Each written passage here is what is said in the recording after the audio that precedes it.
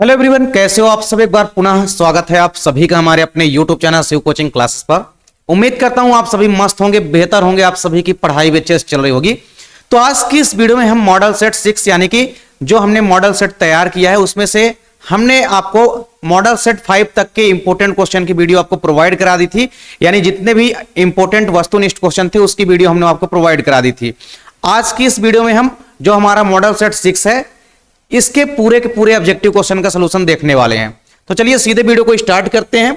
सबसे पहले अगर हम बात करें तो देखिए, सबसे पहले हमारे यहाँ पे सही विकल्प वाले क्वेश्चन है। ठीक है, तो सही विकल्प वाले क्वेश्चन यहाँ पे हैं। चलिए सबसे पहले हम देखते हैं सही विकल्प में हमारा पहला क्वेश्चन क्या है। ठीक, पहला क्वेश्चन हमारा क्या है कि वे पुष्प जो कभी नहीं खुलते, ठीक है, क्या प्रदर्शित करते हैं। ठीक है, तो जो पुष्प कभी नहीं खुलते हैं वो क्या प्रदर्शित करते हैं, वो प्रदर्शित करते हैं क्लिस्टोगेमी। ऐसे पुष्पों को हम क्या कहते हैं जो कभी नहीं खुलते हैं, उनको हम बोलते हैं क्लिस्टोगेमी। क्या बोलते हैं? क्लिस्टोगेमी। ठीक है, तो option number A is the correct answer. चलिए दूसरा क्वेश्चन हमारा क्या है कि बीजांड द्वार से, किसमें से?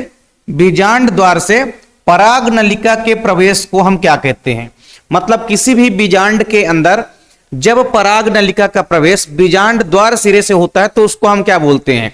माइक्रोपाइल एंड से जब प्रवेश होता है किसी भी पराग नलिका का तो उसको हम क्या बोलते हैं? पोरोगेमी बोलते हैं। क्या बोलते हैं? पोरोगेमी। या हिंदी में आप लोग अगर लिखना चाहे तो आप लोग लिख सकते हैं बीजांड द्वारी प्रवेश। आपको लिखना है क्या? बीजांड द्वारी प्रवेश, या आपको लिखना है पोरोगेमी। तो यहां पे ऑप्शन दिया गया है पोरोगेमी। ठीक है, तो पोरोगेमी आपका क्या हो जाएगा? करेक्ट आंसर हो जाएगा। ठीक है, तो अगर बीजांड द्वार से पराग नलिका प्रवेश करती है तो उसको हम बोलते हैं पोरोगेमी। अगर अध्यावरण से प्रवेश करेगी तो उसको हम बोलते हैं मीसोगेमी। और अगर मान लीजिए निभाग सिरे से प्रवेश करती है पराग नलिका बीजांड के अंदर तो उसको हम क्या बोलते हैं? उसको हम बोलते हैं चलाजोगेमी। ठीक है, या हिंदी में निभागी प्रवेश। तो बीजांड द्वार सिरे से अगर पराग नलिका का प्रवेश हो रहा है तो इसको हम क्या बोलते हैं? पोरोगेमी। अगला क्वेश्चन है फैलोपियन ट्यूब किसका भाग है? तो आपको याद रखना है अंडवाहिनी का भाग है। किसका भाग है? अंडवाहिनी का भाग है। अगला क्वेश्चन है अपरा कोशिका का कार्य क्या? जो अपरा कोशिका होती है उसका काम क्या होता है? तो उसका मुख्य काम होता है पोषण एवं उत्सर्जन। क्या होता है? पोषण एवं उत्सर्जन, यानी न्यूट्रिशन और एक्सक्रीशन। ये दोनों इंपॉर्टेंट काम होते हैं। ठीक है, इसको आपको याद रखना है। अगला क्वेश्चन है यूकैरियोट्स में प्रोटीन संश्लेषण का समारंभक कोडान है कौन सा? यूकैरियोटिक जो भी होते हैं उनमें प्रोटीन संश्लेषण का समारंभक कोडान है। मतलब स्टार्टिंग कोडान या समारंभन कोडान आपसे पूछा गया तो आपको याद रखना है AUG। AUG ये क्या होता है? समारंभन कोडान होता है, यानी पॉलीपेप्टाइड श्रृंखला के निर्माण को प्रारंभ करता है। तो आपका ऑप्शन नंबर डी जो है, यानी ऑप्शन नंबर द जो है यहाँ पे क्या हो जाएगा? करेक्ट हो जाएगा। चलिए, तो ये पांचों इंपॉर्टेंट क्वेश्चन का जल्दी से आप लोग स्क्रीनशॉट लीजिए। इसके बाद हम चलते हैं अपने अगले क्वेश्चन पे।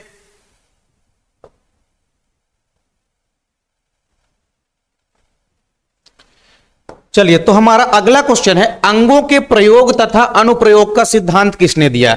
तो आपको याद रखना है कि अंगों के प्रयोग और अनुप्रयोग का सिद्धांत किसने दिया था? लैमार्क ने दिया था। किसने दिया था? लैमार्क ने दिया था। इन्होंने ही बताया था कि मानव जिस अंग का ज्यादा उपयोग करता है वो ज्यादा विकसित हो जाते हैं और जिसका उपयोग नहीं करता है वो निष्क्रिय रह जाते हैं। अगला क्वेश्चन है ब्राउन शुगर होता है, तो ब्राउन शुगर हम बोलते हैं हेरोइन को। किसको बोलते हैं? हेरोइन को हम बोलते हैं क्या? Brown sugar. चलिए, इसका भी आप लोग स्क्रीनशॉट लीजिए। अब इसके बाद हमारे रिक्त स्थान वाले क्वेश्चन हैं तो उसको भी जल्दी से अपन लोग सॉल्व करते हैं।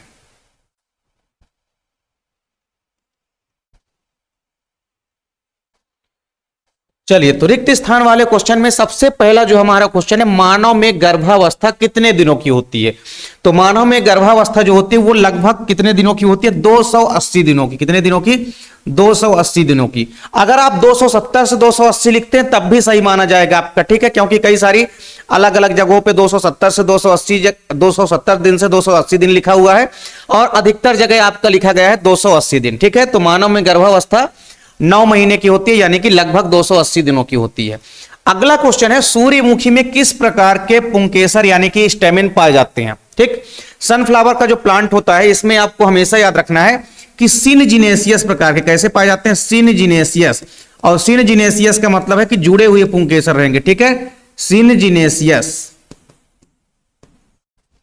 इसमें सिनजिनेसियस प्रकार के पुंकेसर जो है पाए जाते हैं। ठीक, अगला क्वेश्चन है रक्त कैंसर को हम क्या कहते हैं? जो ब्लड कैंसर होता है, ब्लड कैंसर को हम बोलते हैं ल्यूकेमिया। क्या बोलते हैं? ब्लड कैंसर को हम ब्लड कैंसर को हम बोलते हैं ल्यूकेमिया, ठीक है, ल्यूकेमिया आपको याद रखना, ठीक है, ब्लड कैंसर को हम क्या बोलते हैं, ल्यूकेमिया। अगला क्वेश्चन है अनुवांशिकी अभियांत्रिकी द्वारा निर्मित प्रथम इंसुलिन है, ऐसा कौन सा इंसुलिन है जिसको अनुवांशिक अभियांत्रिकी द्वारा निर्मित किया गया है? तो आपको याद रखना है ह्यूमुलिन। क्या याद रखना है आपको याद रखना है ह्यूमुलिन, ठीक है, ह्यूमुलिन, ठीक। तो ह्यूमुलिन जो है ये प्रथम जो है अनुवांशिक अभियांत्रिकी द्वारा निर्मित जो है मानव इंसुलिन है, ठीक। अगला क्वेश्चन है एजेडिरेक्टिन नामक कीटनाशी किस पौधे से प्राप्त किया जाता है? तो हमेशा आपको याद रखना है कि जो एजेडिरेक्टिन कीटनाशी है इसको हम नीम के पौधे से प्राप्त करते हैं। किसमें से प्राप्त करते हैं? नीम के पौधे से प्राप्त करते हैं, ठीक। अगला क्वेश्चन है आरएनए द्वारा उत्पन्न डीएनए को हम क्या कहते हैं? ठीक, तो आरएनए के द्वारा अगर कोई डीएनए उत्पन्न होता है तो उसको हम बोलते हैं सी डीएनए। क्या बोलते हैं उसको हम? सी डीएनए। या इसको आप लिखना चाहें तो आप लिख सकते हैं कॉम्प्लीमेंट्री डीएनए। क्या लिख सकते हैं आप लोग? कॉम्प्लीमेंट्री डीएनए लिख सकते हैं। पूरा नाम अगर आप लोग लिखना चाहें तो आप लोग लिख लेंगे कॉम्प्लीमेंट्री डीएनए, ठीक। अगला क्वेश्चन है ट्रांसजेनिक पादप का उदाहरण है। किसी एक ट्रांसजेनिक पादप का उदाहरण आपको बताना है, तो ट्रांसजेनिक पादप के उदाहरण आप लिख सकते हैं, या तो आप बीटी कॉटन लिख सकते हैं, बीटी कपास लिख सकते हैं आप, ठीक, बीटी कपास, या इसके अलावा आप लिख सकते हैं गोल्डन राइस। क्या लिख सकते हैं आप लोग? गोल्डन राइस, ठीक, गोल्डन राइस। तो ये क्या है? ये आपको याद रखना है गोल्डन राइस, ठीक। तो ये सारे के सारे क्या हैं? आपके ट्रांसजेनिक पादप के उदाहरण है। आप गोल्डन राइस भी लिख सकते हैं, यहां पे बीटी कॉटन भी लिख सकते हैं। तो जल्दी से आप लोग इन सभी क्वेश्चनों का स्क्रीनशॉट लीजिए। इसके बाद हम देखते हैं एक शब्द या वाक्य में उत्तर कौन कौन से हैं, ठीक। चलिए इसका स्क्रीनशॉट भी आप लोगों ने ले लिया होगा। चलिए अब इसके बाद हमारे हैं एक शब्द या वाक्य में उत्तर, ठीक। पहला क्वेश्चन है मेथियोनिन को कोड करने वाला कोडान है। तो मेथियोनिन को कौन सा कोडान कोड करता है? तो आपको याद रखना है AUG, ठीक है, समारंभन कोडान होता है, मेथियोनिन नामक अमीनो एसिड को कोड करने का काम करता है, ठीक। अगला क्वेश्चन, जीन्स का वह खंड जो कोडित नहीं होता है। जीन्स का वह खंड जो कोडित नहीं होता, तो जीन्स के अंदर स्पेशली दो खंड आपको दिखाई देंगे। एक दिखाई देता है एक्सान और एक होता है इंट्रान। तो एक्सान तो कोडित हो जाता है, लेकिन जो इंट्रान होता है, ठीक है, आपको याद रखना है इंट्रान, इंट्रान कोडित नहीं होता है, ठीक है, इंट्रान बिल्कुल भैया कोडित नहीं होता है, आपको याद रखना है। अगला क्वेश्चन है द्विलिंगी पुष्प में संकरण हेतु पराग कोषों को निकालने की क्रिया क्या कहलाती है? अगर किसी कोई द्विलिंगी पुष्प है उसमें हम संकरण के लिए पराग कोषों को बाहर निकाल देते हैं, ठीक है, संकरण के लिए हम पराग कोष को बाहर निकाल देंगे, यानी किसी बाहरी पेड़ में उपस्थित पराग कोष के जो पुंकेसर है उनके अंदर जो उपस्थित परागकण है उसको ला करके हम परागण कराएंगे, ठीक, यानी संकरण कराएंगे। तो द्विलिंगी पुष्प में अगर हम क्या कर देते हैं, संकरण हेतु पराग कोषों को निकाल देते हैं। किसी डाइकाट प्लांट से हम जो हमारा डाइकाट पुष्प होता है, मतलब द्विलिंगी जो हमारा बाइसेक्सुअली जो फ्लावर है, द्विलिंगी जो पुष्प है, इसमें से अगर हम पुंकेसर को बाहर निकाल देते, सॉरी पुंकेसर नहीं पराग कोष है, ठीक है, एंथर। तो पराग कोषों को अगर हम बाहर निकाल देते हैं तो पराग कोषों को बाहर निकालने की प्रक्रिया क्या कहलाती है? विपुंसन कहलाती है। क्या कहलाती है? विपुंसन कहलाती है, ठीक है, आपको याद रखना विपुंसन। इसको इंग्लिश में अगर आप लोग लिखना चाहें तो इसका राइट आंसर क्या हो जाएगा? इमैस्कुलेशन, ठीक है, इंग्लिश वाले भी याद रखेंगे। क्या बोलेंगे इसको हम बोलेंगे इमैस्कुलेशन, ठीक, इमैस्कुलेशन, ठीक है, तो इमैस्कुलेशन बोलते हैं इसको, या हम विपुंसन, ठीक है। तो किसी भी द्विलिंगी पुष्प से पराग कोष को हटाने की प्रक्रिया क्या कहलाती है? विपुंसन या इमैस्कुलेशन कहलाती है। अगला क्वेश्चन, एक ऐसा क्रॉस जिसमें दो लक्षणों की वंशागति का अध्ययन करते हैं तो उसे हम बोलते हैं द्विसंकर संकरण। क्या बोलते हैं उसे हम बोलते हैं द्विसंकर संकरण। तो अगर दो लक्षणों की वंशागति का अध्ययन करते हैं तो उसे हम द्विसंकर संकरण बोलेंगे, ठीक है। चलिए अगला क्वेश्चन है हमारा, उस अवस्था का नाम लिखिए जिसमें विकास कर रहा भ्रूण जो है वह अंडाशय की दीवार पर स्थापित हो जाता है, ठीक है। तो यहां पे अंडाशय न होकर के यहां पे गर्भाशय होना चाहिए, ठीक है। तो यहां पे आप गर्भाशय बना लेंगे, यहां पे आपको गर्भाशय बना लेना है, ठीक है। क्वेश्चन में यहां पे थोड़ा मिसप्रिंट हो गया है। तो उस अवस्था का आपको नाम लिखना है जिसमें विकास कर रहा जो भ्रूण होता है वो गर्भाशय की दीवार पर स्थापित हो जाता है, अंडवाहिनी से गर्भाशय की दीवार पर स्थापित हो जाता है जब भ्रूण। तो भ्रूण की उस अवस्था का नाम बताना है, तो आपको याद रखना है ब्लास्टुला अवस्था। क्या बोलते हैं इसको हम? ब्लास्टुला अवस्था, ठीक है, ब्लास्टुला अवस्था, जिसको आप लोग ब्लास्टोसिस्ट भी बोल सकते हैं। क्या बोल सकते हैं? ब्लास्टोसिस्ट अवस्था भी बोल सकते हैं। अगला क्वेश्चन है 100 प्राथमिक स्पर्मेटोसाइट से कितने शुक्राणु बनेंगे। ठीक है, तो हमेशा आपको याद रखना है कि एक प्राथमिक स्पर्मेटोसाइट से 4 शुक्राणु बनते हैं। तो 100 प्राथमिक स्पर्मेटोसाइट से पूछा गया है तो यहां पे बन जाएंगे 400 शुक्राणु। कितने बन जाएंगे? 100 प्राथमिक स्पर्मेटोसाइट से 400 शुक्राणु बनेंगे। अगला क्वेश्चन है निषेचन के बिना फल बनने की प्रक्रिया क्या कहलाती है। तो अगर निषेचन के बिना ही फल बन जाता है तो इस प्रक्रिया को हम क्या बोलते हैं? पार्थिनोकार्पी। क्या बोलते हैं इस प्रक्रिया को हम? इस प्रक्रिया को हम बोलते हैं पार्थिनोकार्पी। ठीक है, पार्थिनोकार्पी, या इसको हम बोल सकते हैं हिंदी में अनिषेक फलन। क्या बोल सकते हैं?